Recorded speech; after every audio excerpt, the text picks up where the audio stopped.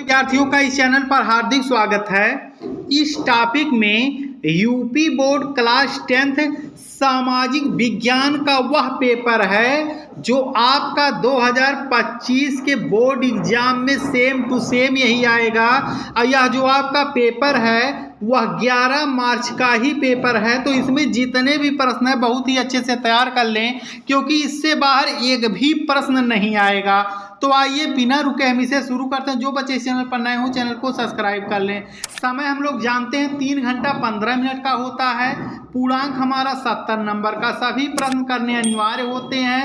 आपको 15 मिनट प्रश्नपत्र पढ़ने के और खंड और आ और बा में विभक्त है, जिसमें आ में आपको बहुविकल्पीय प्रश्न OMR सीट पर इसका उत्तर देना है और इसमें आप व्हाइटनर का प्रयोग या काटेंगे नहीं।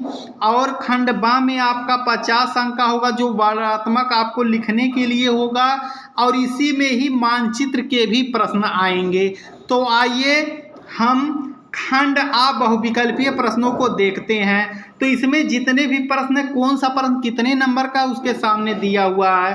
पहला प्रश्न है, राष्ट्रवाद का उदय सर्वप्रथम किस देश से हुआ। राष्ट्रवाद का उदय सर्वप्रथम किस देश से हुआ। सही आपका ऑप्शन होगा ऑप्शन नंबर बी, फ्रांस से। अगला प्रश्न है, ड्यूक मेटरनिख ने सामाजिक व्यवस्था का सबसे खतरनाक दुश्मन किसको माना। ड्यूक मेटरनिख ने सामाजिक व्यवस्था का सबसे खतरनाक दुश्मन किसे माना। सही आपका ऑप्शन होगा ऑप्शन नंबर डी, ज्यूसेपी मेसिनी को। सूती कपड़ा मिल की रूपरेखा किसने रखी। सूती कपड़ा मिल की रूपरेखा किसने रखी। सही आपका ऑप्शन होगा option number B, Richard Arkwright ने। 1928 से 1934 के बीच भारत में गेहूं की कीमत 50% तक गिर गई। इसका कारण था अंतरराष्ट्रीय बाजार में। सही आपका ऑप्शन होगा ऑप्शन नंबर ए, कीमतों का गिरना। या इसी के स्थान पर आपका दे सकता है महामंदी। ये भी आप ध्यान रखेंगे कि अगर कीमतों का गिरना नहीं देगा तो महामंदी ये दिया जाएगा, तब भी आपका ऑप्शन सही होगा। 1448 ईस्वी में गुटेनबर्ग ने कौन सी पहली पुस्तक छापी। 1448 ईस्वी में गुटेनबर्ग ने कौन सी पुस्तक छापी। सही आपका ऑप्शन होगा option number D, Bible. Belgium में सामुदायिक सरकार का चुनाव कौन करता है। बेल्जियम में सामुदायिक सरकार का चुनाव कौन करता है। सही आपका ऑप्शन होगा ऑप्शन नंबर ए, एक ही भाषा बोलने वाले लोग। निम्नलिखित में कौन सा लक्षण संघीय सरकार से संबंधित नहीं है। निम्नलिखित में से कौन सा लक्षण संघीय सरकार से संबंधित नहीं है। सही आपका ऑप्शन होगा ऑप्शन नंबर डी, सर्वोच्च न्यायालय या किसी भी सरकार से संबंधित नहीं है। निम्नलिखित में से लैंगिक असमानता को बढ़ावा देने का कारण नहीं है। निम्नलिखित में से लैंगिक असमानता को बढ़ावा देने का कारण नहीं है। सही आपका ऑप्शन होगा ऑप्शन नंबर बी, जैविक बनावट। सांप्रदायिकता की समस्या प्रारंभ होती है जब। सांप्रदायिकता की समस्या प्रारंभ होती है जब। सही ऑप्शन होगा ऑप्शन नंबर डी, कुछ ही धर्मों को प्रधानता दी जाए। जब कुछ ही धर्मों को प्रधानता दी जाती है तो वहाँ पर सांप्रदायिकता का जन्म होता है। निम्नलिखित में कौन सा संघ सूची का विषय नहीं है। निम्नलिखित में से कौन सा संघ सूची का विषय नहीं है। संघ सूची या राज्य सूची या आपका समवर्ती सूची, इसमें से एक प्रश्न आना तय है। तो सही ऑप्शन होगा ऑप्शन नंबर सी, शिक्षा जो है या संघ सूची में शामिल नहीं है। निम्नलिखित में से पंजाब में भूमि संकुचन का मुख्य कारण क्या है। निम्नलिखित में से पंजाब में भूमि संकुचन का मुख्य कारण क्या है। सही आपका ऑप्शन होगा ऑप्शन नंबर बी, अधिक सिंचाई। अगला प्रश्न, निम्नलिखित को सुमेलित करते हुए सही विकल्प का चयन कीजिए। तो इसमें भाखड़ा जो बांध है वह सतलुज नदी पर बना है। हीराकुंड बांध महानदी पर बना है। सरदार सरोवर बांध नर्मदा पर। टिहरी बांध भागीरथी पर। तो मिला लीजिए का चौथा। का भाखड़ा जो बांध आपका है वह सतलुज पर है। तो का तीसरा, देखिए का तीसरा ए और सी दोनों में दिया है। अब दूसरा देख लेते हैं, हीराकुंड जो बांधा वह महानदी पर है। तो का चौथा, यानी सही आपका ऑप्शन होगा ऑप्शन नंबर सी। अगला प्रश्न है, निम्नलिखित में से प्राथमिक क्षेत्र का क्रियाकलाप नहीं है। निम्नलिखित में से प्राथमिक क्षेत्र का क्रियाकलाप नहीं है। सही आपका ऑप्शन होगा ऑप्शन नंबर गा, गुड़ बनाना। या जो प्रश्न वह गलत दे दिया है, क्योंकि गा इसमें कोई नहीं है, तो नहीं आपका अगर हटा दें तो सही ऑप्शन होगा ऑप्शन नंबर सी। क्योंकि मछली पकड़ना, कृषि और दुग्ध उत्पादन, ये तीनों आपका जो है वह प्राथमिक क्षेत्र से ही जुड़ा हुआ है। अगला प्रश्न, सार्वजनिक एवं निजी क्षेत्र को किस आधार पर वर्गीकृत किया जाता है। सही आपका ऑप्शन होगा ऑप्शन नंबर सी, उद्यम के स्वामित्व के आधार पर। भूक्षरण से क्या तात्पर्य है। भूक्षरण से क्या तात्पर्य है। भूमि का अनुपजाऊ होना ही भूक्षरण कहलाता है। इनमें से कौन सा संरक्षण का तरीका समुदाय की सीधी भागीदारी नहीं करता। इनमें से कौन सा संरक्षण का तरीका समुदाय की सीधी भागीदारी नहीं करता। सही ऑप्शन होगा ऑप्शन नंबर बी, बीज बचाओ आंदोलन।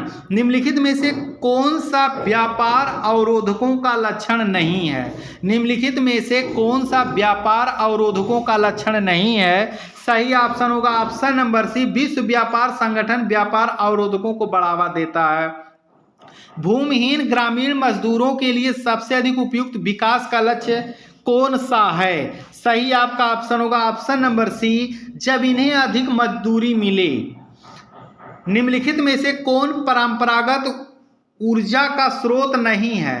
परंपरागत ऊर्जा का स्रोत नहीं है। सही ऑप्शन होगा ऑप्शन नंबर बी, भूतापीय ऊर्जा। वैश्वीकरण का बहुराष्ट्रीय कंपनियों के निवेश पर क्या प्रभाव पड़ता है। सही ऑप्शन होगा ऑप्शन नंबर डी, उपरोक्त सभी। यदि किसी भी प्रश्न में उपरोक्त सभी दिया है तो मानकर चलिए 90% वह उत्तर सही होता है। अगला प्रश्न है, आपका जो खंड बा है इसमें सभी प्रश्न वर्णनात्मक होंगे। प्रथम विश्व युद्ध के पश्चात होने वाली महामंदी के 2 कारण, या प्रथम विश्व युद्ध के प्रभाव आप तैयार कर लेंगे, कारण और परिणाम भी तैयार कर लेंगे। वह नहीं आ रहा है तो अथवा करके दिया है 1928 से 1934 के मध्य होने वाली महामंदी का भारतीय अर्थव्यवस्था पर पड़ने वाले प्रभावों का उल्लेख कीजिए। अगला प्रश्न, सत्ता की साझेदारी लोकतंत्र की आत्मा है, इस कथन की कारण सहित पुष्टि कीजिए। नहीं आ रहा तो अथवा करके वर्तमान परिक्षेत्र में जाति में राजनीति एवं राजनीति में जाति कथन की व्याख्या। सभी प्रश्न 4-4 नंबर के हैं। अगला है, आर्थिक विकास के लिए ऊर्जा एक आधारभूत आवश्यकता, इसके 2 कारण बताओ। अथवा परिवहन एवं संचार के साधन किसी भी देश की जीवन रेखा क्यों माने जाते हैं, 2 कारण। इन दोनों प्रश्नों में से एक ही करना है, 4 नंबर का आपका होगा।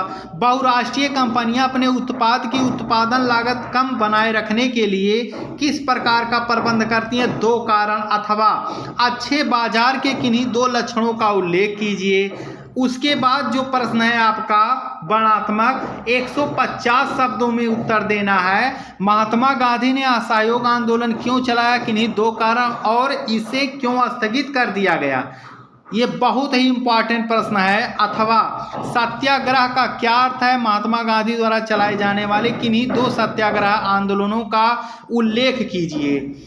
अगला प्रश्न, लोकतंत्र में राजनीतिक दलों की आवश्यकता क्यों पड़ती है, इनके किन्हीं 4 कार्यों का उल्लेख कीजिए। अथवा लोकतंत्र उत्तरदायी, पारदर्शी एवं वैध शासन की व्यवस्था देता है, इस कथन की पुष्टि कीजिए।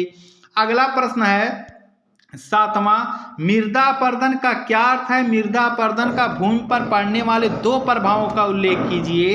अथवा यदि आप ये नहीं लिख पा रहे हैं तो अथवा वाला लिखिए। भारत में पाए जाने वाले मोटे अनाजों का उल्लेख कीजिए, इनकी पैदावार बढ़ाने के लिए क्या उपाय किए जा सकते हैं, 2 कारण। उसके बाद 8वां प्रश्न है, असंगठित क्षेत्र की श्रमिक सामाजिक भेदभाव के शिकार हैं, इसके 3 कारण बताइए। 6-6 नंबर के प्रश्न हैं। अगला है, मानव विकास सूचकांक मानव विकास को नापने वाले अवयव, ये प्रश्न तो फिक्स है। तो ये आपके वर्णात्मक प्रश्न। उसके बाद आपके जो प्रश्न दिए गए हैं वह मानचित्र से हैं, ये भी आपको करना है। अब कैसे ये भरा जाएगा वह अगले ही वीडियो में आपको बताया जाएगा मानचित्र से संबंधित। इसको समझ लीजिए कौन सा उत्तर होगा। पहला वह नगर जहां जलियांवाला बाग हत्याकांड हुआ, सही उत्तर होगा आपका अमृतसर। अमृतसर हम लोग जानते हैं कि पंजाब में है। वह स्थान जहां महात्मा गांधी जी ने सर्वप्रथम नमक बनाया, सही आपका ऑप्शन होगा अहमदाबाद, जो कि गुजरात में है। वह स्थान जहां नील की खेती करने वाले किसानों ने आंदोलन किया, सही ऑप्शन होगा चंपारण, जो कि बिहार में है। वह स्थान जहां सूती मिल श्रमिकों ने सत्याग्रह किया, अहमदाबाद, जो कि गुजरात में है। वह स्थान जहां दिसंबर 1920 में भारतीय राष्ट्रीय कांग्रेस का अधिवेशन हुआ, सही ऑप्शन आपका होगा नागपुर, जो कि महाराष्ट्र में है। ये जो फेमस क्षेत्र हैं आप उसको समझ जाइए किस राज्य में है, जिससे कि आप परीक्षा में आसानी से अपने मानचित्र में भर सकें। और यही पेपर आपका सेम टू सेम आने वाला है, तो आप तैयार कर लीजिए परीक्षा के लिए। आप सभी विद्यार्थियों का वीडियो देखने के लिए धन्यवाद।